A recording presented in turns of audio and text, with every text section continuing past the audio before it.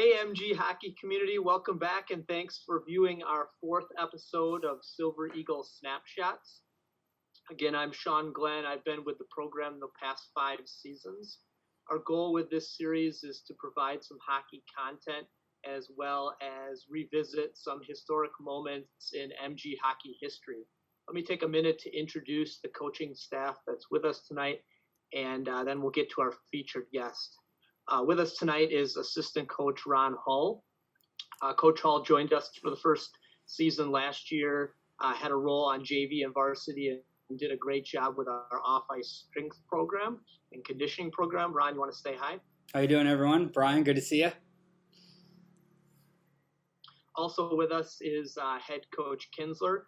Head coach Kinsler is going to introduce our featured guest this week, and I'm going to turn it over to him right now. So this week we have Mr. Bryan Winnie with us, a 1998 graduate of Monona Grove High School and a 2002 graduate of Lawrence University. Bryan played hockey at Monona Grove, comes from a great hockey family. He and his brother, Brad, both played for us. Bryan then went on to play college hockey at Lawrence University. He was part of a nice contingent of players that had good skills in the classroom and good skills on the ice that were able to go and compete and do well at Lawrence University. Bryan actually comes from a long history. He married into a really strong hockey family also, where one of his teammates, his sister, Bryan married, and the Stitch family goes really long distance into the Monona Grove hockey legacy. But probably more importantly, Bryan is part of one of our teams that won 2 conference championships, did tremendous work for us. His dedication and his hard work ethic has carried him a long way. And when people think of Bryan Winnie, they think of a hard-nosed kid that would go out there and get the job done for you in the corners and on the ice and get it done everywhere. So welcome, Bryan Winnie. Appreciate you being with us. Thanks, Coach. Our coach is, and thanks for having me. And a great intro. I don't know if I've ever gotten an intro like that before. That's good. But I've obviously known you guys for a long time, so you've got a lot of dirt on me, including my married life and the hockey family I married into. So yeah, good to be on, guys. Hey, Bryan, could you start us off by just briefly overviewing your playing career and coaching career? We know you're with Kenosha, but you want to talk a little bit about that? Sure. So I grew up as a East Sider in Madison of sorts. I grew up playing. Actually, I learned to skate at the old Westmoreland Saints, and then I moved over to the Patriots organization when my parents moved out to the DeForest area. And so I grew up playing in the Patriots organization for quite a while. I was fortunate enough to play under Coach Bob Suter for a while. My parents happened to go to high school with Coach Suter. And so I was able to spend some time underneath him and continued my entire youth career for the most part with the Patriots. And then when it came high school time, my parents were looking to move, and I was looking for a spot to potentially play high school. DeForest did not have a high school team at the time, so we moved into Cottage Grove, and that's where I met all of y'all and played for Monona Grove.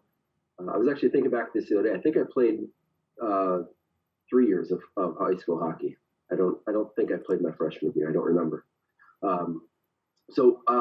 Played 3 years under Coach Kinsler, and was fortunate enough to play with Ron as well. Also grew up with Ron and was one of my good friends in school outside of the hockey team.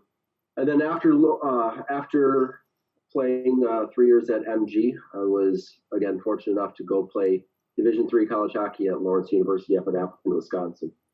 And even better about that experience is I was able to go there with a number of my teammates and good friends as well. So my high school experience carried over into my college experience because I was able to go and continue to play with some of my best friends. So played 4 years of varsity hockey at Lawrence University, and certainly enjoyed and learned a lot there. After graduating Lawrence, I moved down to the north side of the Chicago area. I should say southern Wisconsin, northern Chicago area. And I work for CDW, IT reseller down there. Been there for 18 years. But then I ended up having a couple of kids, and that's when I got into coaching. And it has been nonstop since then. So I've been coaching hockey now for directly with my own kids in some fashion or another for the last 8 or 9 years. Actually, about 8 or 9 years, probably somewhere in there. And through that, I have coached at the Wisconsin Jets, which is a Mite AAU team. I was also fortunate to be the hockey director for them for 4 years. So I helped grow that program from its infancy up into where it's at today. And then coached at the Kenosha Comets for a year and assisted for a year there, as well as head coaching. And then after a year or two there, I've helped at some other various teams at the Vernon Hills Ice Dogs in Northern Illinois. And then up to today, where last year I was an assistant coach on the Milwaukee Junior Admirals 2019, where my middle son plays. And then I was also an assistant coach on the Kenosha Thunder high school hockey team, which is our co-op hockey team here in the Kenosha area. Wow, that's an awesome resume, awesome stuff that you're part of, especially with all being involved with your kids and youth hockey and giving all kinds of time. That's awesome. So one of the things you talked about with that AAU program, we also, a lot of our people that'll be in our community are familiar with the Mighty Badgers, and that Coach Bingham is part of. And I know the two of you, didn't the two of you actually hook up or connect up on some of that a little bit? Yes, that was neat. It was good to reconnect with both. I get another former high school teammate of mine who's a year older. But we did help him start that program. He called down and was kind of asking for guidance and connections and into the CUHL, which is the Chicago United Hockey League. And I was able to help him make some of those connections, but he really grew the program on his own. I just kind of helped him connect some of the dots into getting into the league in the area and some of the rules, regulations, and changes and things like that. So. Yeah, because a lot of people might not be familiar with it because it's everybody else is doing USA hockey, and it's just a little different flair. Just like we in high school hockey play by National Federation rules, and everybody else plays by USA hockey rules. It's just a little twist to the entire game.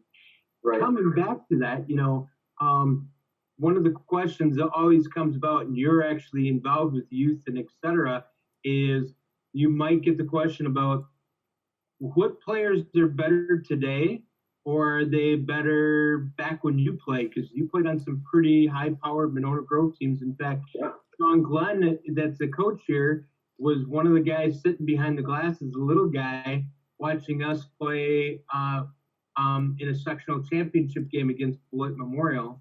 And you were on the ice at the time. You may not even know that, but there's a connection to you that way. And so when you see players on the ice, both for the Admirals and for the Kenosha Thunder, you saw our team this year when we came over to your place. What do you compare kids? Better today, better then, in between? They're absolutely better today. There is no doubt they're better, they're bigger, they're stronger, they're faster than we were when I played. The biggest thing, as I was kind of thinking about this question, is what makes the kids different today versus then. Is I think the individual skill is 10 times better than what it was when we were kids, or growing up, or even in high school when we weren't not even really classified a kid at that point. But the individual skill has raised the bar.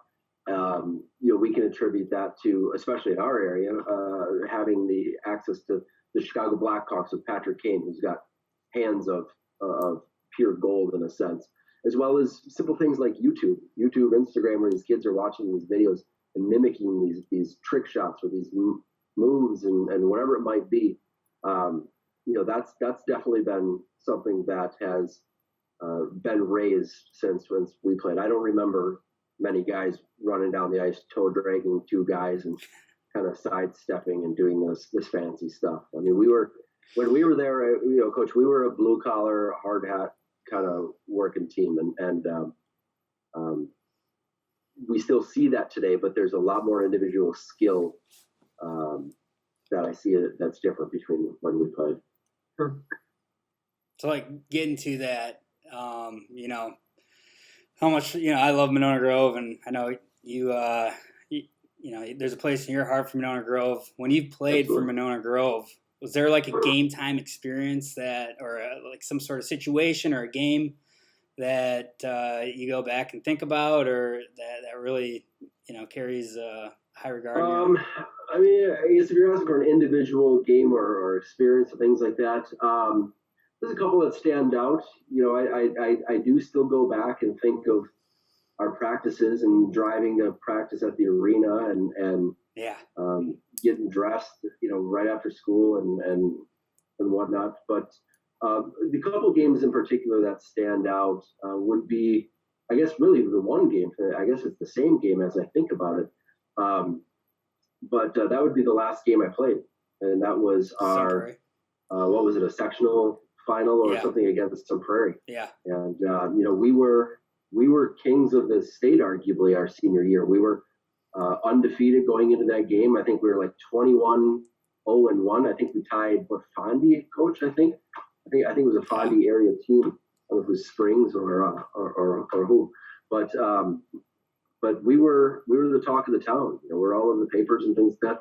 We walked into that town or into that game. I think we were pretty confident, but we got beat by a gentleman who I ran into the first time this last year in a long time, Mr. Luke Stoffager, who last year was coaching the 2009 Madison Capitals team. But I know he got us in a few picks and stretch plays, and they got up on us and ended up beating us, and we never ended up making it to state. So that's the game that probably stands out the most to me. In addition to one of my most favorite plays ever, and Ron knows this play, and I had to bring it up with Ron on. But in that game, the last shift on the ice, Coach threw out all the seniors. And I know, Ron, you didn't play a ton of varsity games with us, but you're on the ice and dressed for the last game.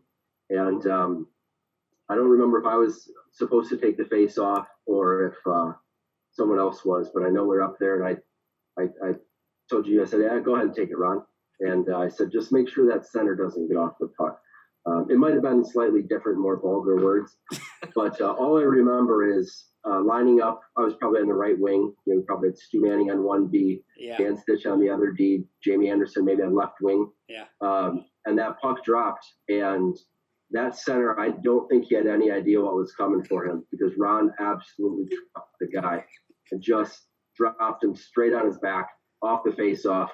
Just kind of stood there. I don't honestly remember what happened, but I just remember Ron just plowing the guy over on the last shift of our high school career. Just flattens the guy down. One of my favorite memories. Yeah. I remember you telling me to take the face off, and I was like, goosebumps just ran through my body. I remember exactly what you're talking about. I remember trucking that kid and just like, I think I took him all the way to the boards from the face-off dot, and that was fun. I enjoyed that opportunity. That was good. Yeah. Thanks for putting me in, Coach. That was awesome. Yeah. You had a few highlights there. It was good. Sure, it's on tape somewhere. Yes. I'm sure the Manning family has it. On beta. One of the things I've been hearing through this series is a lot of passion for MG Hockey, and how the program is more than just 4 years of hockey. It's the connections for life that you've made through the program. What makes MG special to you? Outside of the obvious question, it's my alma mater. It's where I grew up. It's where I think I really became a hockey player. Growing up, I was an A-B kid. First year I was that B kid. Next year I moved up to the A team, things like that. But I was never the leading scorer, never the man in a sense. I never played for the Caps or even the old school guys who are listening out here, the Madison Monsters. So that stuff, I never made that. Never made some of the elite summer teams, the Hockey Night in Boston, any of that. So it's when I went to high school where I think I kind of really started to understand the game and kind of figure out who I was as a player. And that's kind of the main reason why it's so special to me. And especially this year when you guys traveled down to play us here in Kenosha, and I saw you guys on the schedule. I was so excited, and it was super excited to face you guys. I know Ron actually spent the night at my house that night. Was able to spend some time with Coach prior to the game, Coach Kinsler. Prior to the game, we chatted on a couple of occasions, and then obviously after the game as well. Obviously didn't turn out very well in our favor, but you guys walked away. But it was a great time, and it's definitely the place I always look back to. And now again that I'm on the high school side, I look to you guys kind of as a mentor program. One of the things that we didn't have as a program down here was something as simple as team managers. And I was talking to our head coach, and he wasn't really familiar with the concept either because he hadn't coached the high school program before. And I said, Ron, let me know what you guys do with your managers. I know what we did when they were in high school.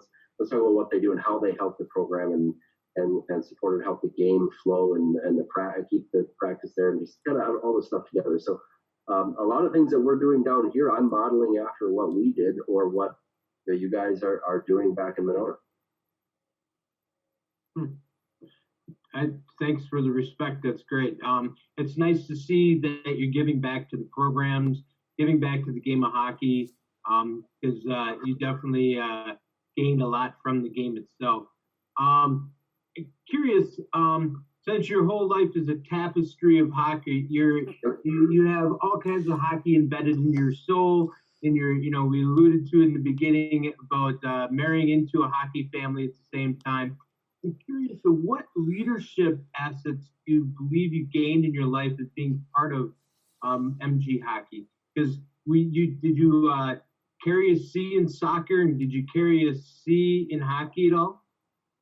I don't know if I ever carried an official C. I maybe JV soccer, maybe, but I never really did. And I think I picked up a lot of my leadership aspects through school, and that was playing with the older guys.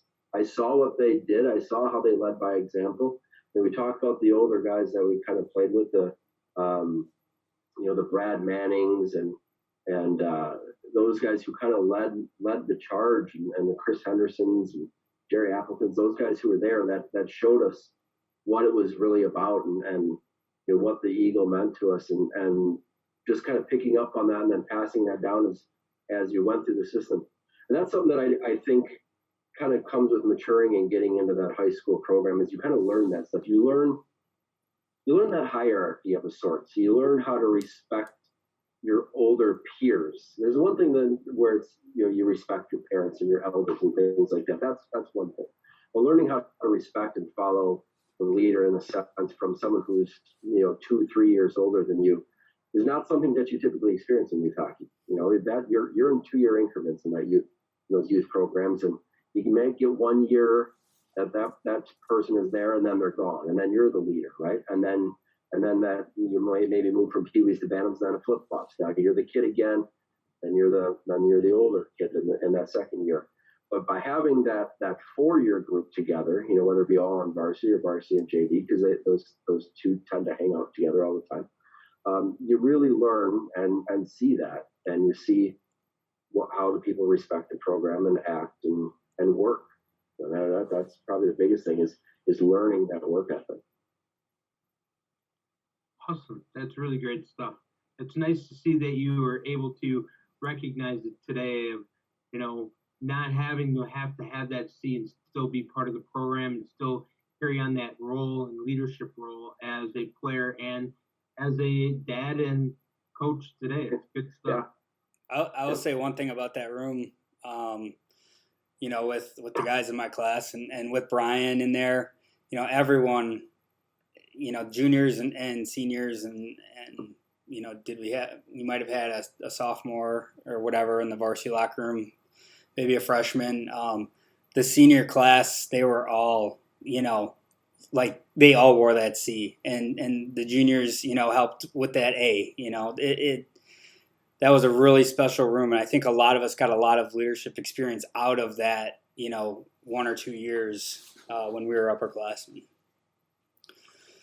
And I made a a little bit of a clerical error earlier when I talked about Sean being behind the glass against Beloit Memorial, and so your whole class carried on to the group underneath you, even all the way down the Charles Manning group, all the way down there, right?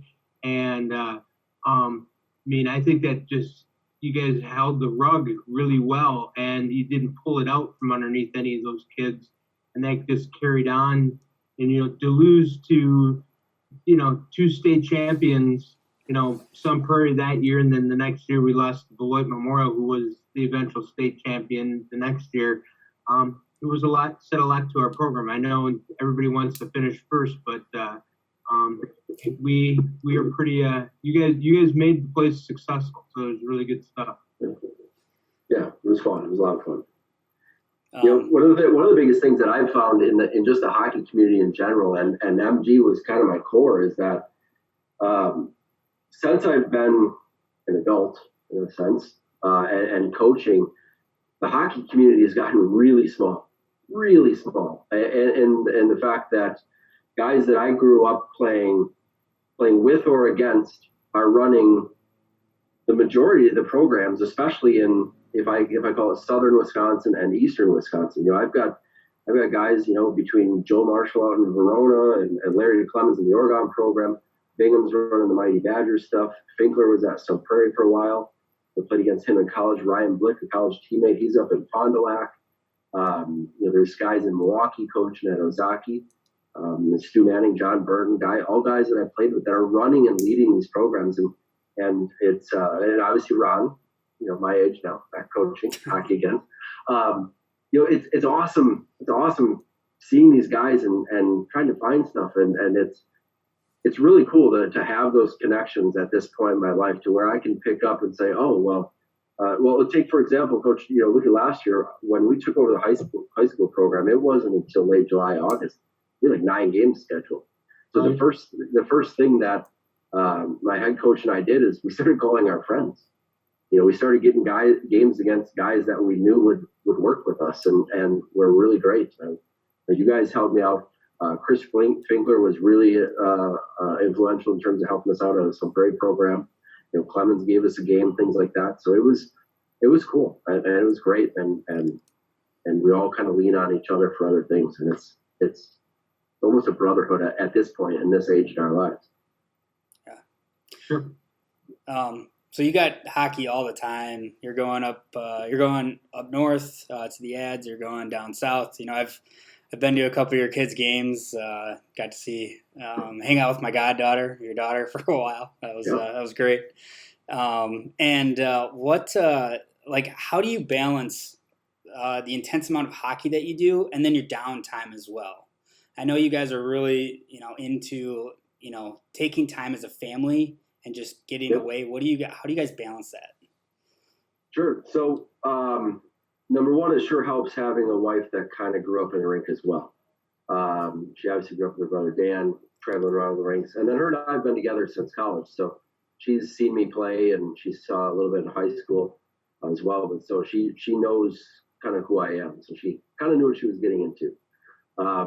But she's been, my wife especially, she's the one that kind of holds us together. But I will say it's tough. Luckily my kids' schedules don't overlap a ton, but when they do, my wife happily grabs my daughter for the most part, because I'm usually on the ice, and she grabs whatever kid I don't have and goes the other direction. So a lot of nights out of the week, we're going in different directions, but when we are home, we make sure we try and grab dinner together and whatnot. But the other thing that I make sure I do is I do have a daughter who is 7, and she does not play. My wife has been hesitant to let her get it. I know. Yes, I know. She does not play. She skates out on the backyard rink, and she's just fine with that. She, I think, might play a little softball, and I think she's going to cheerlead and then drive the boys nuts by the looks of things so far. But her and I definitely take time to go on daddy-daughter dates. We do that a couple times during the hockey season, get dressed up. We might not go to any place fancy, but we go and take that time to make sure that she's getting the attention that the boys are getting as well. So One funny story that I'll share that I always reiterate to some friends. I laughed. It was last summer. My daughter was getting into playing coach's pitch, and my wife said, "Go run to Dick's and get her a new glove." And we go to Dick's. She's like, "Daddy, I want this one." It was a pink and purple glove, but it was way too big for her. And I thought it was pricey, but more or less, I thought it was too big for her. And we got. I said, no, how about this one? It's more your size. And it was a classic brown small glove, little 8 or 9 inch. And she kind of had that sad face on her. And I looked at myself and my brain went off and said, you spend so much money on the boys hockey, so much money on gear and everything. Go buy your daughter that damn glove. So I went back and bought her the pink and purple glove that was 2 sizes too big. And here you go, honey, and made her day. So, making that work-life balance with all the kids, whether they play hockey or not, and if we don't get that time together in the car is important. And it's just making that time. It's awesome. One of the things we talk with our athletes at MG about is athleticism and the importance of playing other sports in the off season. Mm-hmm. Do your kids play other sports? And have you noticed them seeing the game of hockey better because of that? Yeah, definitely. I will say, my kids don't do a lot of summer sports, and the reason why they don't do a lot of summer sports, like a baseball or other kind of team sports in the summer, and a lot of that is because we're fortunate to have a place up north, so we go up and we're on the water a lot skiing. So they're seeing some kind of athletic involvement on the water, like I said, water skiing and other water sports and things like that. But in the spring, they do both play lacrosse. And that has been a fun experience.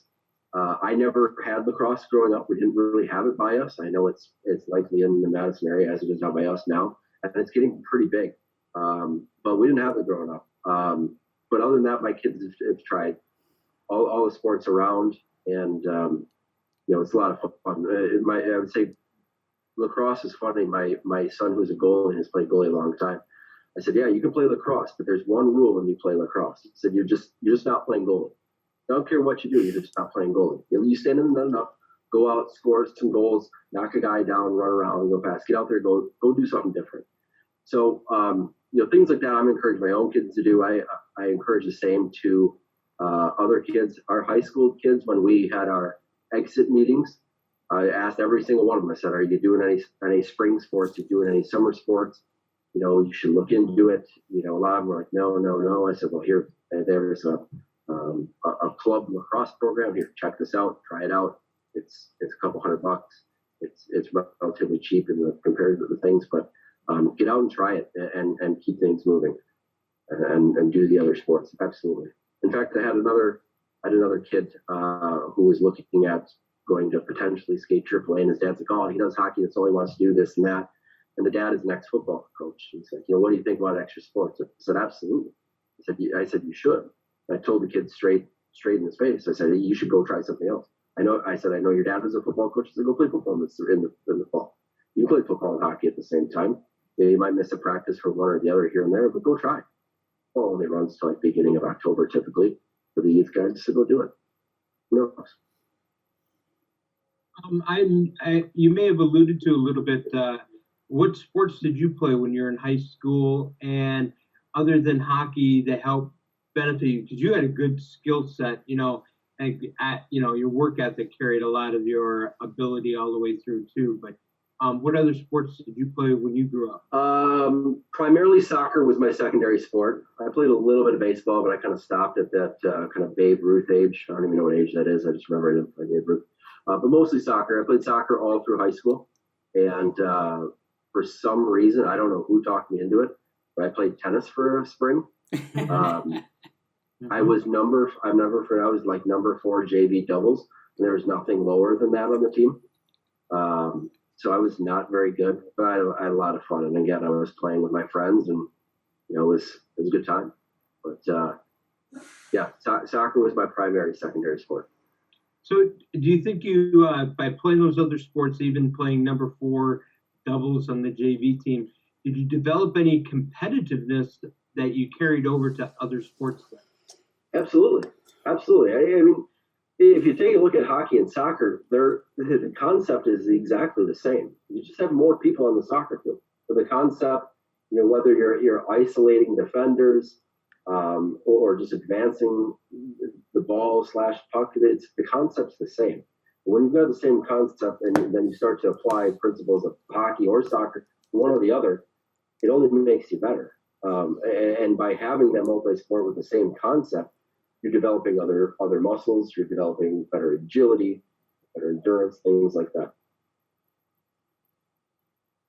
I don't want to dominate all the questions, and I know I've thrown a couple in extra type deal, but I do have one other one that I'm actually curious that I think that, with your expertise and your going through your life in hockey. So there's something about the game of hockey that I've always found that we all love. And it draws it to us. I feel better in a hockey rink myself.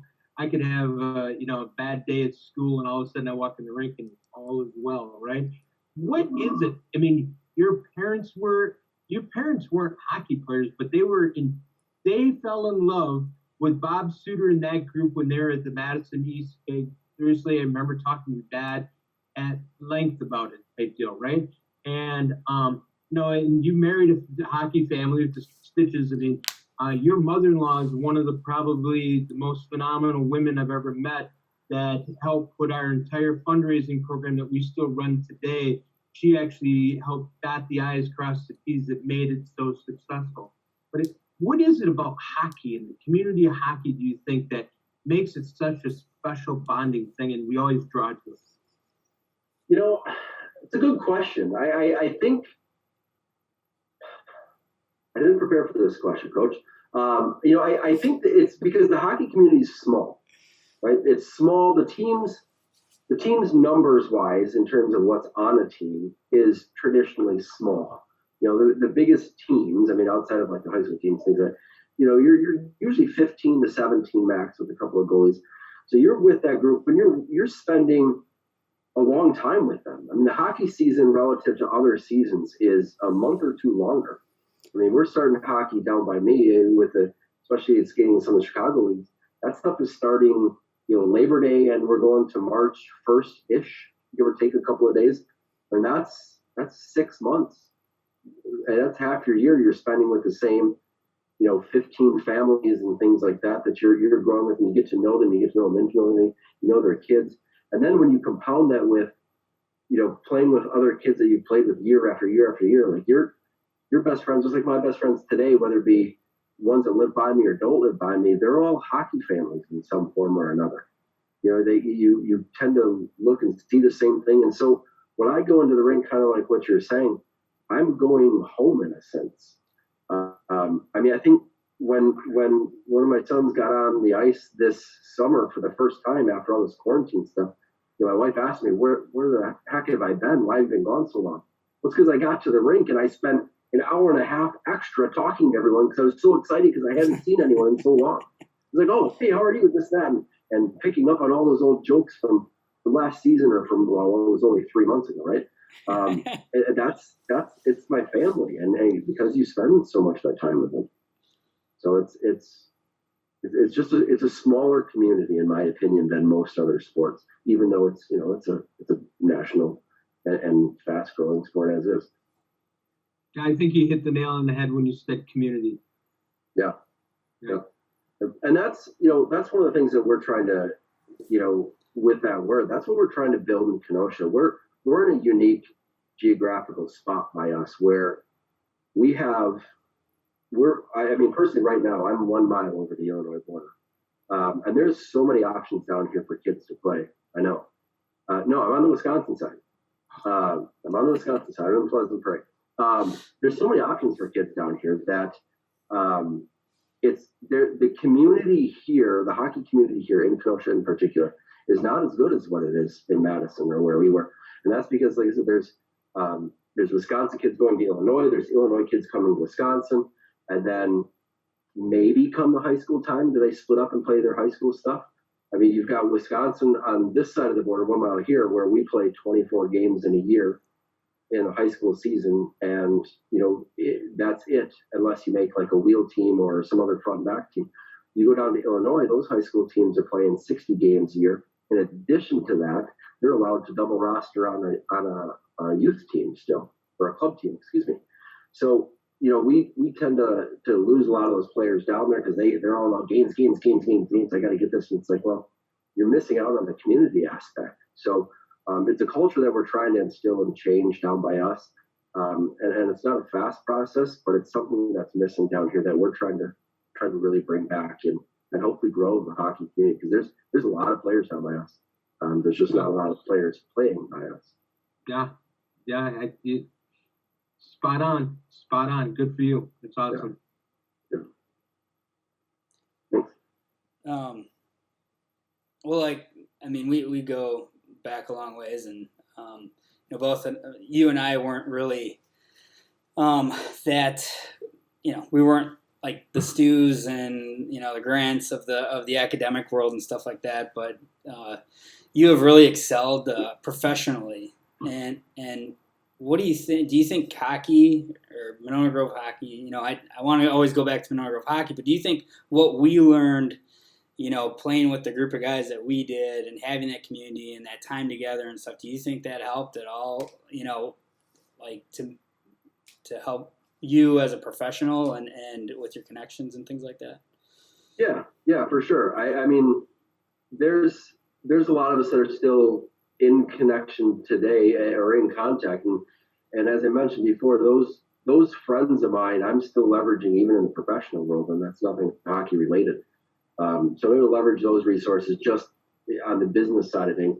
But hockey in general teaches, the biggest thing it teaches, in my opinion, is work ethic, right? So it's teaching you, how to battle through those tough times, how to, in my job, put up with the no's, as they call them, being rejected for, a deal or whatever it might be. It's you're learning and making those experiences, whether it be through winning or losing a game in hockey, and then, translating that into the business world. So, I think as I mentioned before, as I kind of learned how to become a hockey player at the same time as becoming a man in high school, while learning from those older guys, that's just compounded and grown as an adult through high school, college, and even my coaching career. And Dave's mantra, I remember this, in the locker room, he would like physically like mime, like you grab your lunch pail and you grab your hard hat and you get in there. Like I just remember that, whenever I need to grind out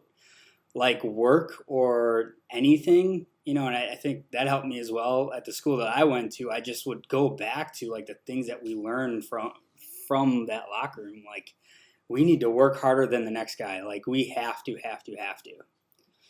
Yeah. And, that's an interesting thing. You look today, if you look at our parents, who I think there was a lot more blue collar hockey parents when we grew up, simply because there was more blue collar jobs than maybe some of the white collar stuff you see today in hockey, because hockey's not cheap, right? We all know it's not cheap, and it's a ridiculous amount of money to get them in, and so you see maybe a little more white collar, and depending on how those parents grew up and what they're installing into their kids, they might not be seeing some of that work ethic. So it's important from a coaching staff to kind of drive that in like Coach did to us and say, look, this is, if you want it, you got to go get it. It's not going to be given to you, and you need to earn everything that you're going to get. I think. So it's interesting. Again, looking at the outside aspects and cultural aspects that's affected, some of the games and players and stuff that we see today. Before we, jumped on or whatever, you and I talked a little bit earlier today about, the AAA versus high school, playing for Team Wisconsin if you make your high school team. You have two boys that are going to be pretty successful, if everything keeps moving at the trajectory that they're still going, they're going to be very successful. I mean, what are your thoughts about, balancing the AAA versus high school, the opportunity to play Team Wisconsin, kind of, the statistics of who's going to D1 right now? Do you have, just a little insight on how you're going to prepare for that and prepare your boys? Yeah, I think for everyone, I'll lead this with one thing one of my other coaches told me at one point. This is when I was a younger coach, and what he said is what helps me make my decisions for my boys. What he says is that whatever you decide to do, you have to make sure that the decision that you're making is what's best for you and your family, or your kids and your family, hands down. It has to be what's best for your kids and your family. Now, if what's best for them is playing for their high school and having success there and enjoying it and playing in front of their girlfriends and half their school, then that's what they need. If they're on a trajectory that's above that and they're the best of the best of the best, then they might need that other trajectory. But no one's going to tell me right now, like, my 11-year-old goalie who plays for the junior ads, who's very good now, oh, well, he's going to make the NHL. He needs to go play in the USHL. I don't know that. I don't know what's going to happen.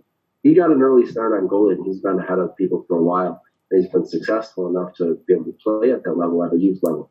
So people ask you, well, they don't need to play there. They don't need to. And the answer is no, they don't have to. But the reason why he's playing up there is that I found when I went up and played at the Admirals, is that all the parents want the same thing that I want in terms of him. I want him to be successful. I want him to play against the best. I want him to see the best competition, to really see if he's got something or not. He's been able to hold his own and be successful up there. But it's been a good fit for him. My personality's fit with it. His personality is fit with it. Whereas on the club level, depending on the size of the organization, if you've only got, let's say at the squirt side, if you've only got 2 squirt teams or 3 squirt teams, something like that, you might have 3 really good kids and then, 6 kids that just maybe shouldn't be there. And by going up there and playing AAA for him in his world, they're all kind of at that same group. All the kids go. They all have the motor and the wherewithal, and they want the same objective. Versus, half of them, aren't showing up for half the practices and things like that. So, and I wasn't getting that down here, and that's why we made the move with him. My older son, he's not a AAA kid. It's just not his path. He's going to be a late bloomer. His brother's an early bloomer. He's a late bloomer. But I still don't see him as a AAA kid. I don't see him as the best of the best. He's a bottom A level kid. He's kind of like I was growing up. He's in between that A, B team every year. He's at the bottom of the top team or the top of the second team kind of thing. And he just hasn't really peaked. He hasn't put it all together yet. And high school is the for sure path of him. And I know I'm talking about my personal experiences. My goalie, I'm going to play it year by year with him. And if he's able to successfully hold it and be there, great. But, AAA in terms of when it really comes down to brass tacks and matters for the most part really isn't until about that 15U age, and my kids just aren't there yet. That 15U is when you're seeing the national programs, and that's when you're seeing really the cream of the crop start to separate themselves. Right? If you look at the state of Wisconsin, especially at that 15U and above age, there's 4 AAA teams. Right? You got the Northwest Gamblers, Milwaukee Junior Admirals, Madison Capitals, and Team Wisconsin. Team Wisconsin doesn't even really exist until first year Bantam, kind of, sort of. But it's, if you take those teams, you've got 4 teams, and when you've got, let's say, 15, 16 kids on a team, that's 60 to 70 kids of the best kids in the entire state. So if you're of the 60 best kids in the state, then yeah, AAA at that high school level is probably where you should be. That's where you're going to see the best competition, arguably. That's where you're going to, maybe see the most success, maybe, right? But, it's interesting, though, is I would challenge anyone to look at the rosters on those teams at any one of those 4 organizations outside of TW. And I'd say that because a lot of kids on those teams, whether it be the Madison Caps, Junior Admirals, things like that, they're not from Wisconsin.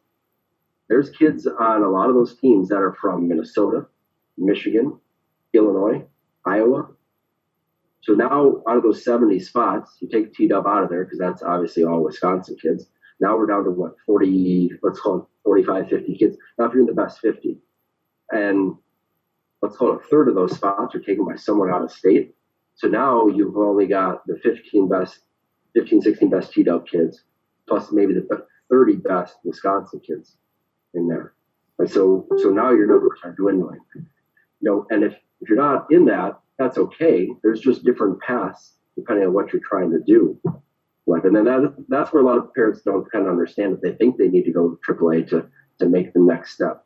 When the reality is even the AAA kids that are 15, 16, 17, 18U, they're still signing tenders on null teams. There's a few, the best of those teams are signing tenders on USHL teams.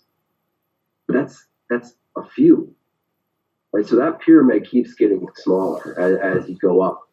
And if you're not in that top even 150 kids, if you don't want to go try out for one of those teams, you're not one of the top 50, or you don't want to go pay the $40,000 a year to go try and play at Shattuck, right? Then the high school, in my opinion, is the best spot for you. I mean, the high school hockey should be the best place to play for 98% of the kids in the state of Wisconsin. It should be. And we have more than enough talent in the state to field tons of teams. If we look at the state of Minnesota doesn't have AAA hockey. That's why their high school hockey is so good. Well, that's not why. That's one of the reasons why, right? Is they're not losing players. I'll tell you right now, the best Minnesota hockey players are not playing for the Northwest Wisconsin Gamblers. They're not. They're staying and they're playing in their high school. I know the 15U team for the Gamblers last year lost a goalie last year after he made the team and then found out he made his high school varsity team in Minnesota. And he's like, all right, screw you guys. I'm going to play high school hockey, right? Because I'm going to go play in that giant state tournament that's advertised with all the kids with cool hair. Now I'm going to go do that. Yeah. And it's just interesting to look at. I shared some numbers with you guys prior that I got off of another. I'll post those up too. What's that? I'll post those up on the side here. Yeah, there's it's interesting. If the number of Wisconsin-born hockey players that played D1 hockey last year as a freshman was 8. 8 players in the entire state were born in Wisconsin and were freshmen on a D1 team last year. Right? So that means that there's obviously a path to get there in between. And that's where these junior teams come in. Right now, unfortunately, you're not really going to play anywhere NCAA Division 1 or 3 without playing juniors. You're just not. The other stat that you'll see on that chart that Ron's going to post is that guys that went straight to NCAA Division 1 as a freshman out of high school in North America, that number was 3. 3 high school hockey players went D1 right out of high school. So that's where these other leagues come in. That's where the Null does. You've got the Null 3. You guys got another Null 3, new Null 3 team in town now. The Tradesmen over in Oregon. We've got teams out in Milwaukee, the Milwaukee Power. There's some up further up in the state, like in Wausau, things like that. And then it's those stepping stones. So really, if those kids are looking to go somewhere and do something, going AAA, even for the best of the best, a lot of times all it's really doing is cutting off a year of that process, right? You might be able to go from, the Madison Capitals 18U team to a regular Null team like the Minnesota Magicians or the Chippewa Steel. But if you play high school, you might be able to go to the Oregon Tradesmen in the Null 3, play there for a year, and then go to the Magicians or the Steel. And then from there, I think there's some number like 70% of U.S. colleges, those teams are made up of U.S. SHL players, right? So you get the Null 3 to I'll call it the Null 1, and the USHL. Like that's the program you're going. That's another stat that you see in there. The Null still feeds, right? Not so much out of the Null 3, but the Null 1. But those are the stepping stones. It's no different than that. then the A team, the B team, and whatever it is to go, or whatever the JV team up to the varsity team. You got to put in your time. And now to play Division I hockey, you've got to put in more time than when I played by a couple of years in some situations. Yeah, a lot of incoming freshmen are a lot older than, back in, like when I graduated from high school, people would maybe play a year juniors, but most people went right from high school to D3 or D1, and that doesn't exist anymore. Yeah. In fact, there's probably a statistic in there. Jay Matusak might be the last guy to go from Superior High School in 1992-3, somewhere in that range, to Notre Dame, right directly from high school. And that might have been one of the the Sidney Crosbys of the world. They get to do that, not everybody else. Look at arguably the best Wisconsin hockey player in the last 5 to 6 years to come out of the state, Cole Caulfield, right? It's hard to argue that right now there's not a better kid. They went and played high school hockey, right? Played up for Point, right? And then went from Point, went over to the National Development Program. And then everybody would want you to make sure you know that he played TW for 2 years. Yeah, absolutely. He did play TW. He played TW. Yep. So there to the you're right. And then when he went to the USA team, and him putting the puck in the back of the net, that's where he was arguably should he be the number one guy, and then Montreal picked him up in the draft, and and then thank God Montreal has a good working relationship with Coach Granato so that he can actually play another year at Wisconsin after being freshman of the year, and he's a true 18-year-old. Yeah, you're right. He is a gifted, talented athlete beyond belief. Yep. But that's the path, right? And so he didn't play a lot of AAA outside of the T-Dub, which was kind of the front and back side of things. There's more Joe Pavelskis in the world than Cole Caulfield, coming out of the same backyard, so to speak. Yep, for sure. Hey, Bryan, you've done a phenomenal job for us tonight. Great job sharing with us. You gave a wealth of information for people. I think that if they wanted to ever contact you, once Monona Grove, always a Silver Eagle. Absolutely. And I think that we are that community that you talked about earlier, and we all try to make sure that we are always trying to help each other be successful. And we really appreciate you helping out Kenosha and helping out Monona Grove, because you're going to grow that program down there, and we're going to be back playing each other soon, and it'll be extremely competitive on both ends of the game. So appreciate it, Bryan. Thank you. The best to you and your family. Thank you, guys. Absolutely. Thanks for having me. It's a lot of fun. Awesome. See you, Bryan.